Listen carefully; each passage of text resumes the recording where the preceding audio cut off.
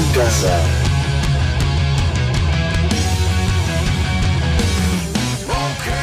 ¿Qué tranza, rock and rolleros? Esto sigue siendo rock hecho en casa. Mi nombre es Richard Pompa.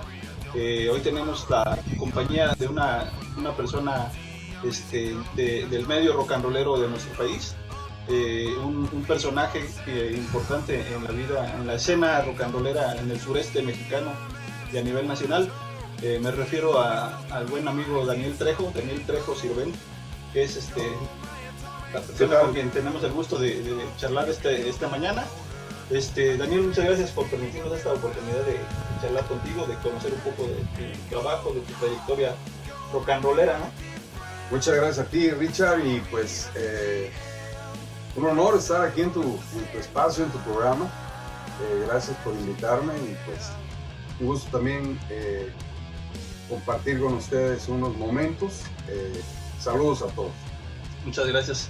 Pues Daniel Trejo es un personaje, como les decía, de la escena rock and rollera nacional. Él es locutor desde hace mucho tiempo en programas de radio, se han transmitido en todo el país. Él es un crítico, un conocedor, un estudioso del rock, dando a conocer el rock de diferentes latitudes. Al parecer, bueno, tengo entendido que desde los 13 años tienes conduciendo un programa de los 13 años de edad. Así es, comenzamos a los 13 años de edad en un programa que se llamaba El Ayatollah Rock and Roll con Oscar Burgos, un conocido showman, locutor, cantante y cómico, y bueno, ha realizado varias facetas dentro del mundo artístico. Y Oscar en ese tiempo tenía el cargo de DJ en una discoteca muy famosa, una discoteca de la ciudad de Tuxtla Gutiérrez, que se llamaba Gaudimax. Entonces él tenía el Ayatollah Rock and Roll, que era un programa que pasaba los fines de semana, en las tardes. Entonces, cuando yo conocí a Oscar, conoció mi pequeña, en ese entonces, más pequeña colección de discos, y pues le pareció interesante que un chavito de 13 años tuviera ya gustos, digamos, de rock, de grupos como The Clash, como Sex Pistols, como Ramones, como tantas bandas, ¿no?, de ese entonces. Entonces me invitó a participar como coleccionista al programa, y así comenzamos con Oscar en el Ayatollah Rock and Roll a los 13 años de edad, en la secundaria. Entonces fue algo muy interesante porque pues los mismos amigos de la secundaria les daba gusto que un amigo de 13 años ya participara en un programa, digamos, de jóvenes un poco más mayores, ¿no? Entonces fue interesante, fue bonito. Al principio fue, de alguna manera, pues la primera vez que estuve en un micrófono te pones así como muy nervioso, ¿no? Pero poco a poco fui de alguna manera agarrando cancha y colaboré en algunos programas con Oscar Burgos. Así comencé en la radio, digamos, de rock. Bueno, ¿y cómo a los 13 años, cómo tenías ya una pequeña colección de discos, de discos de rock? ¿Cómo incursionaste en este gusto por el rock? ¿Cómo es un poco anormal que un chavo de 13 años, y más hace 10, 20, 30 años, me imagino, pues como que era más difícil, ¿no? Que un chavito se fijara en el rock and roll, ¿no? Que se empezara a ser coleccionista. Bueno, a mí me gustó la música porque desde niño crecí en un medio de música. Mi padre es compositor, don Carlos Alberto Trejo Zambrano. Entonces a la casa de ustedes llegaban muchos tríos, como los Tecos, como el Cuarteto Vendaval, llegaban cantantes, como Gilberto Vázquez Borrás, amigo de mi padre, todos amigos de mi padre. Entonces se hacían bohemias, y lógicamente en la casa se escuchaban esas canciones, ¿no? Boleros, canciones de mi padre. Entonces desde niño empecé a escuchar ese mundo musical. En mi familia, pues mis hermanas oían un poco la canción catalana de Joan Manuel Serrat, oían un poco la canción mexicana de Guadalupe Trigo, oían la nueva trova cubana de Silvio Rodríguez, Pablo Milanés, y lógicamente mi hermano también escuchaba rock progresivo sobre todo, y algo de art rock en los años 70, ¿no? Bandas como Roxy Music, bandas como Pink Floyd, como King Crimson, como todo ese tipo de bandas, ¿no? Muy finas de los años 70. Entonces yo entraba a la biblioteca de mi padre, que era una biblioteca muy grande, y entonces ahí prácticamente pues estaba lleno de libros, y aparte de los libros pues estaban las colecciones de mi hermano, de mis hermanas, y lógicamente de la familia en general en cuestión de discos. Poco a poco, cuando yo me fui adentrando en los discos, pues llegaba yo a escuchar los discos de mi hermano, sobre todo, que eran los que más me llamaban la atención. Recuerdo que escuchaba algunos discos, me gustaba mucho el Animals de Pink Floyd, me gustaban ciertos discos de mi hermano que escuchaba. Lógico, todavía no me volvía un fan completo del rock. Fue hasta la llegada del punk y la new wave que yo comencé a escuchar bandas ya de rock, ya como un fan, ¿no? Entonces recuerdo que salió en ese tiempo una serie que se llamó Con el sonido New Wave, y con esa serie comenzamos a escuchar. Me acuerdo que me gustó mucho Original Mirrors, una banda de Liverpool, de New Wave, y luego empezamos a escuchar a Bonton Rats, escuchamos a otras bandas, a The Head Boys, que estaban también en esa serie. Y también pues ya empezamos a ir con la guía de una revista que se llamaba Sonido, que dirigía muy acertadamente el maestro músico Walter Smith.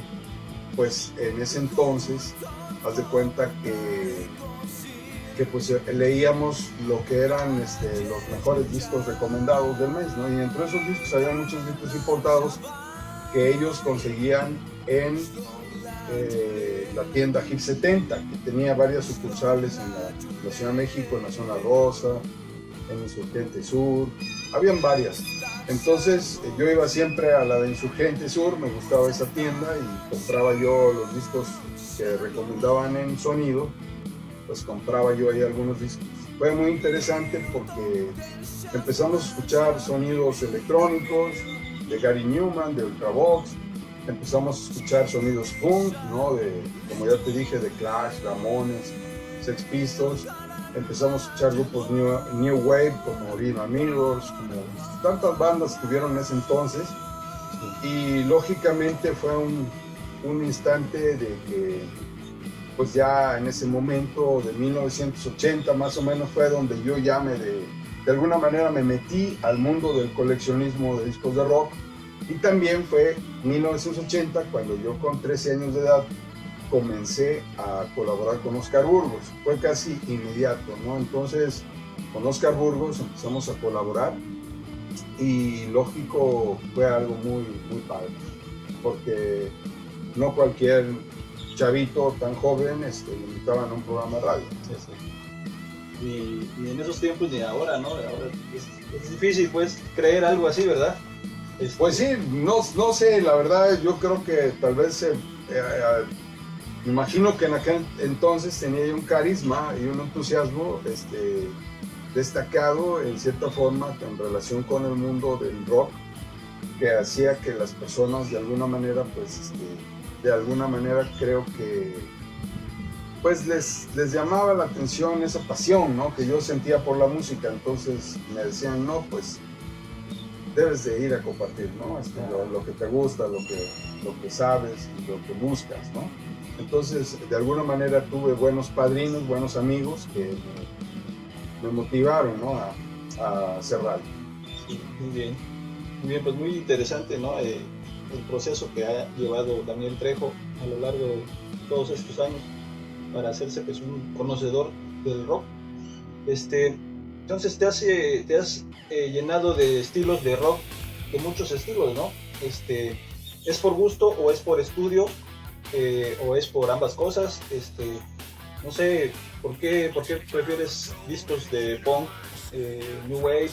¿O te gustas de todos los estilos y de todos los estilos te gusta conocer y escuchar, o solamente para analizarlos o para pues sacar una crítica? Bueno, realmente, o sea, a mí me gusta comprar discos, adquirir discos, porque me gustan, ¿no? Los discos. A mí hasta la fecha soy un fan que no ha perdido el entusiasmo en comprar un vinilo, un CD, más un vinilo que un CD, lo reconozco, pero también cuando cuando hay oportunidad de comprar algún CD que valga la pena, que sea raro, lo disfruto también. Pero lógicamente el adquirir un disco de vinilo para mí es muy importante. Siempre me han gustado sobre todo la música de cualquier estilo, pero que sea un poco más underground. No me gusta la música de rock demasiado comercial, se me hace... Sí me gusta también, porque al final de cuentas, en mi crecimiento como coleccionista, yo fui escuchando bandas también muy clásicas y muy consagradas, muy famosas, por decirlo así, ¿no?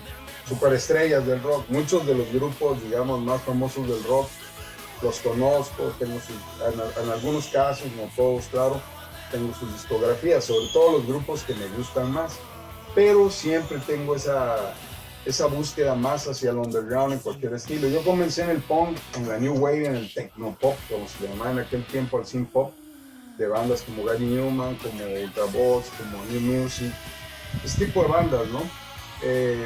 Empecé en esos estilos que también en ese entonces, lógicamente, se venía dando el revival del rockabilly con los Stray Cats, se venía dando el revival del ska con los Madness, también escuchaba yo esas cosas.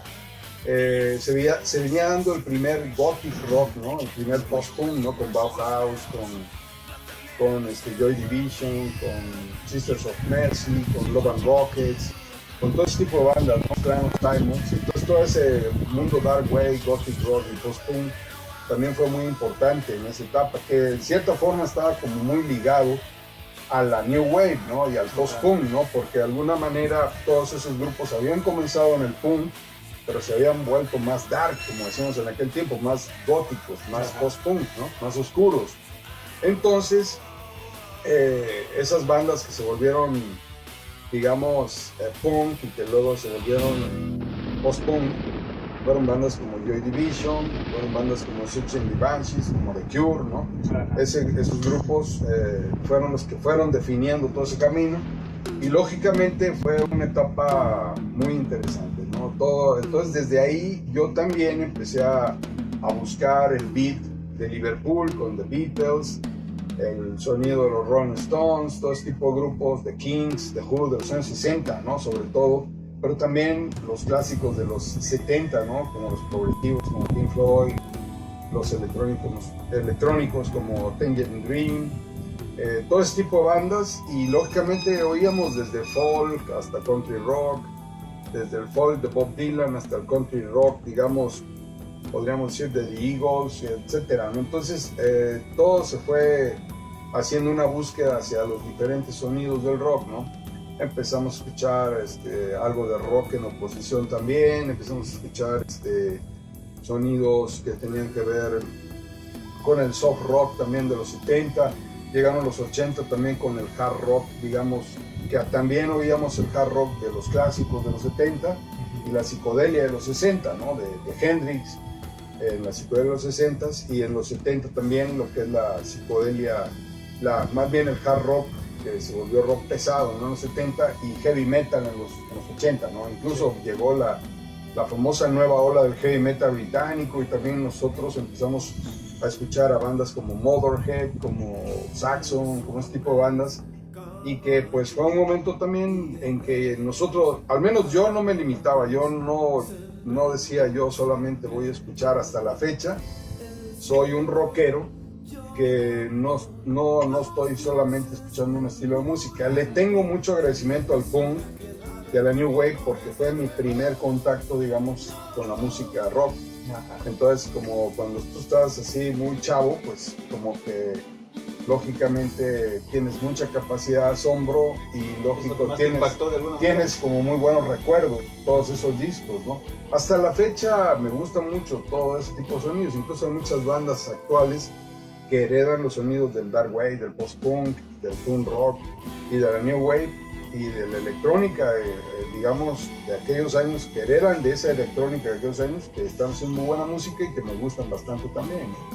Entonces yo creo que no solo en el rock, sino también en otros estilos, pues también me gusta escuchar bolero, me gusta escuchar jazz, me gusta escuchar blues, me gusta escuchar música clásica, me gusta escuchar ritmos afroantillanos o música africana, ¿no? Entonces hay otros estilos también que, aunque yo no soy especialista en esos estilos, también los disfruto, ¿no? Siempre que sea buena música, ¿verdad? Sí, claro. Así es. Tangerine Dream es una banda como de rock electrónico, ¿Sí? ¿O es una banda como de New Age? Pues Tangerine Dream es una banda, pues podríamos decir que fue una de las precursoras del movimiento del rock electrónico, ¿no? En Alemania, ¿no? Pero estaba relacionada con todo ese mundo que se dio en Alemania, de los sonidos progresivos, electrónicos, el crowd rock. Fue un movimiento que de alguna manera en Alemania en ese tiempo surgieron muchos artistas con diferentes experimentaciones, ¿no? Jazz y fusionado con avant-garde. Igual no había una línea, en las bandas alemanas de ese entonces, porque cada grupo hacía su propia conclusión en su propia experimentación, era una búsqueda, ¿no? Entonces habían grupos realmente muy buenos con sonidos entre sí muy diferentes, lo cual fue algo muy rico en todo el rock experimental alemán, por decirlo así. En el caso de Tangerine Dream, pues fueron electrónicos, pero también tienen sus discos así que suenan hasta bastante progresivos, por decirlo así de alguna manera, con el uso de electrónica, por decirlo así. Hay discos de Tangerine Dream que son más raros, hay discos que son más digeribles, ¿no? Sí. Una electrónica más. Incluso hubo un momento en que algunos discos y temas instrumentales de Tangerine Dream los utilizaron incluso como fondo en los canales de televisión de nuestro país. Los utilizaban a veces para editar, ¿no? Algunas cosas que ponían en la televisión y ponían el fondo de Tangerine Dream, de Vangelis y todos estos maestros de la electrónica. Sí, son piezas que muchas veces usan en cortinillas también para radio, ¿no? De alguna manera se ha usado, ese tipo de música, ¿verdad? Así es, lo utilizaron bastante. Yo me acuerdo, así fuimos conociendo, no solo en electrónica, sino también como artistas de New Age también lo utilizaban, ¿no? Que era como música instrumental, entonces metían así ese tipo de musicalización, ¿no? Sí. ¿Tú consideras el New Age, lo consideras es una ramificación del rock o es otra cosa?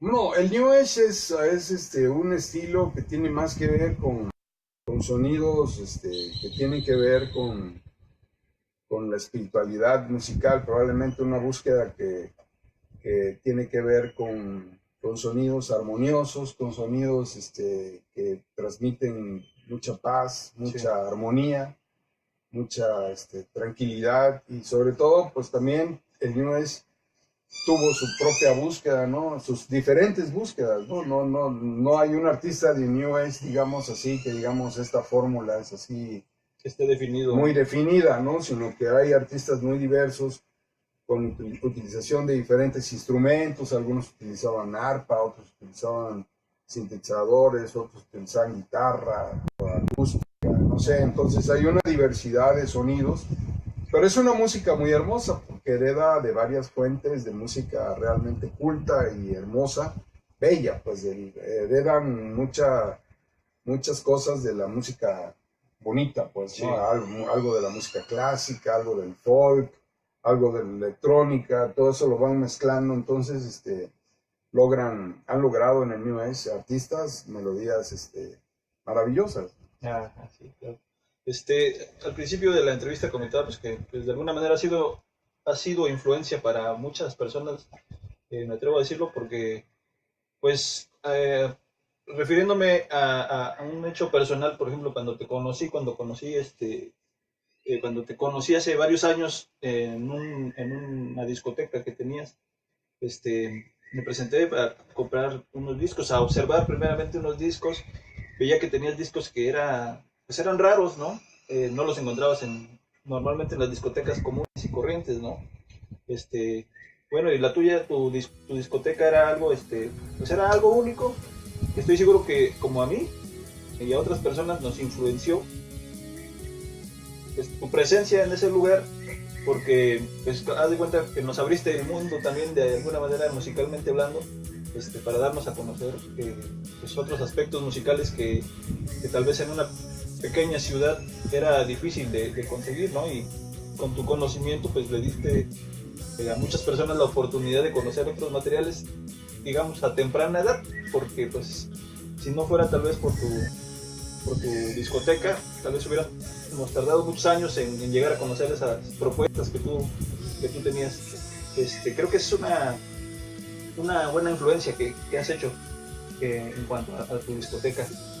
Pues qué bueno que haya habido eso, ¿no? Realmente para mí es muy importante la misión que uno cumple en la vida, ¿no? Y agradezco pues que comentes eso.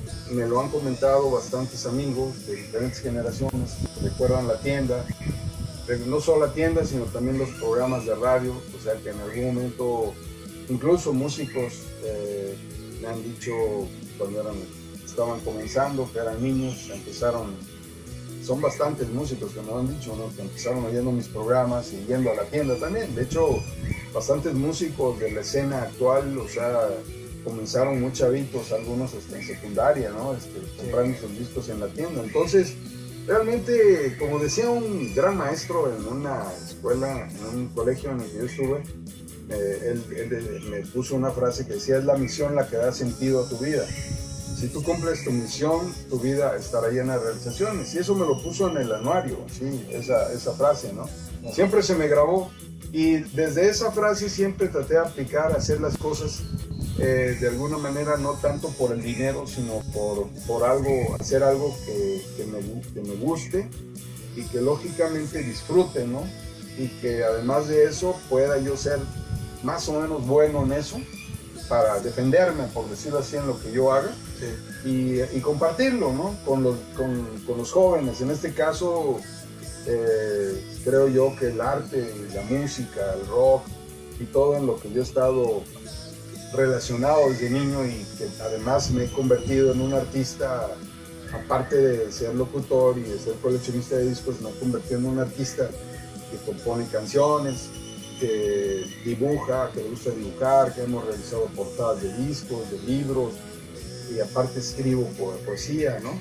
Entonces, de alguna manera, todo ese mundo para mí es muy, muy interesante, y creo que va dirigido a todos, ¿no? No solo a los jóvenes, sino también a los niños y a los que son mayores, ¿no? Entonces, todo aquel que aprecie lo que uno hace, todos ponemos nuestro granito de arena. Pero yo he sido un creador, he sido un compositor, un músico, que aunque yo no soy un músico, digamos, virtuoso, ¿no? Soy un músico como juglar, ¿no? Yo soy un músico que hago folk rock, que hago ese tipo de canciones acústicas. Entonces, de alguna manera, el compartir lo que yo hago con ustedes ha sido maravilloso, ¿no? En esta carrera lo más importante no es, siempre he dicho que no es lo más importante ser tú el mejor.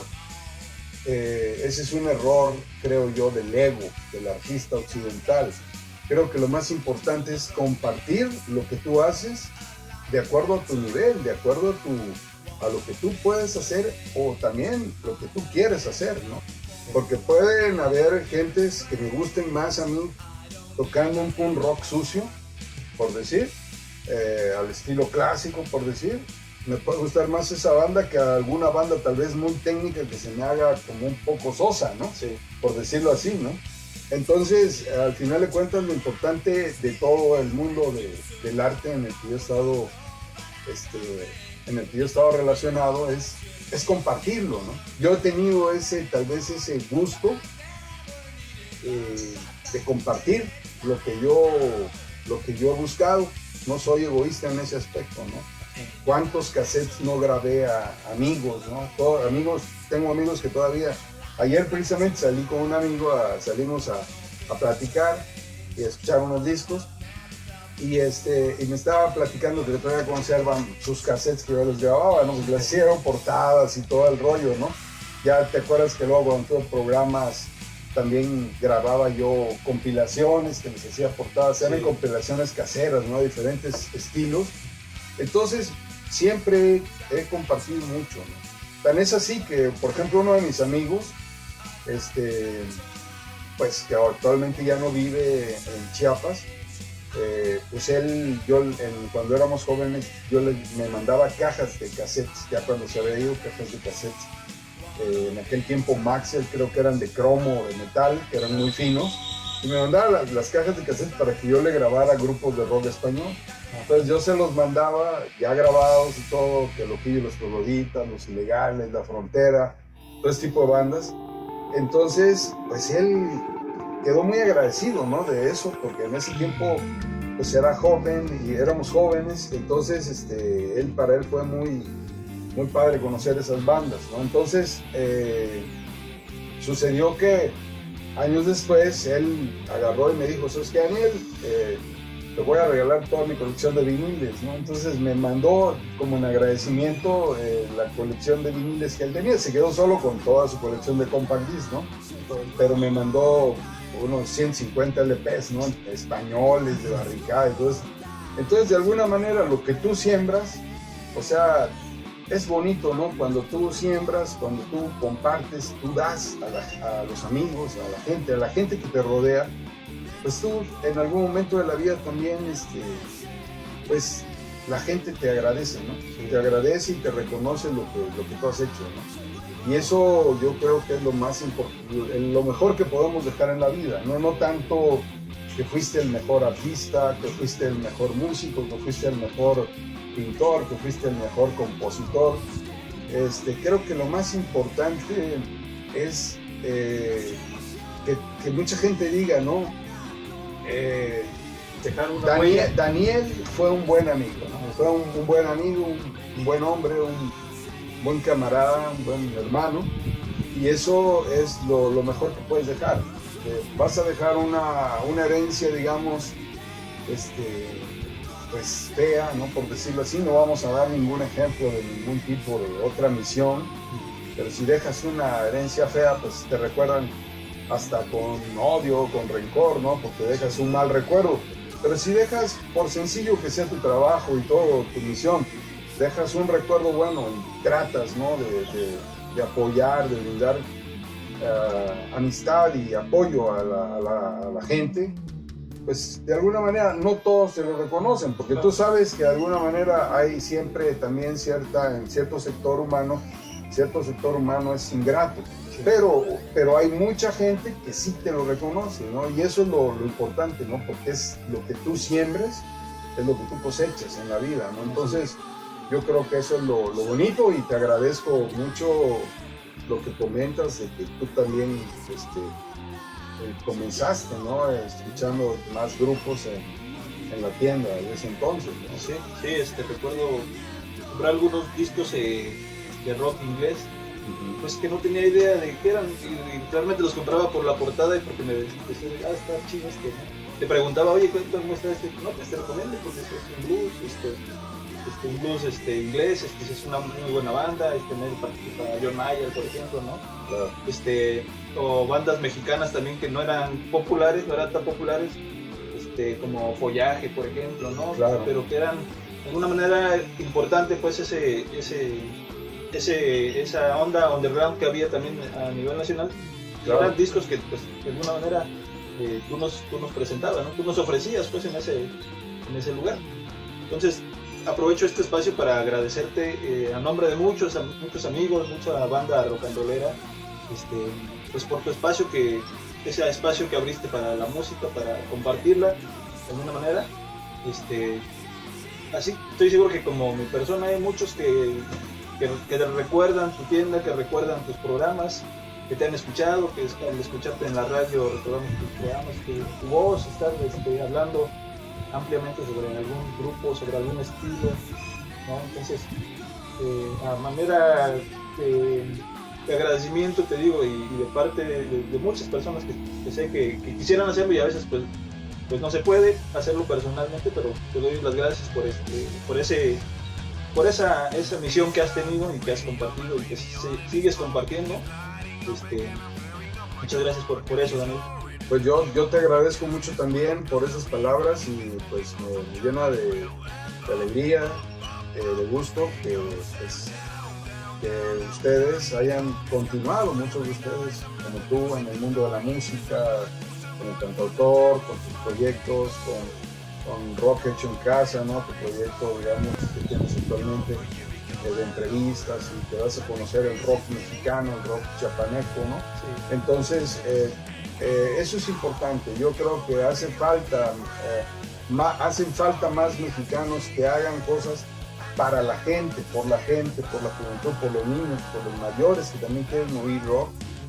No solamente enfocado por la cuestión puramente material, sino también buscar la forma de cumplir misiones que tengan un enfoque también de búsquedas artísticas, ¿no? De búsquedas más trascendentales en diferentes ramos, ¿no? No solamente en el arte, ¿no? Sino también gente que entreviste a científicos, que entreviste a valores de otros ramos del mundo que vivimos. Y lógicamente es muy importante el mundo cultural y artístico y rockero y musical, porque hay muchos personajes que están ahí en nuestra sociedad y que de alguna manera pues también tienen su historia, sus cosas que decir, y es magnífico que se hagan estos trabajos. Yo por eso también te felicito mucho que ustedes den continuidad, digamos, las generaciones un poco más jóvenes que tu servidor,